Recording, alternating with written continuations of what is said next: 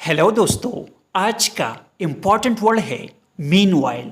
Meanwhile का क्या मतलब है, आइए सीखते हैं आज की इस छोटी सी वीडियो में।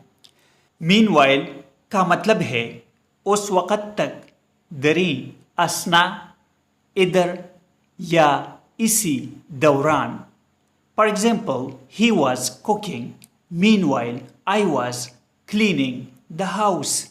वो खाना पका रहा था, इसी दौरान मैंने घर की सफाई की। She is on her way. Meanwhile we can set up the table. इसका मतलब है वो रास्ते में है, इसी दौरान हम मेज़ लगा सकते हैं। वे मीन्स रास्ता। दोस्तों, चैनल को सब्सक्राइब करें और वीडियो को लाइक और शेयर ज़रूर करें।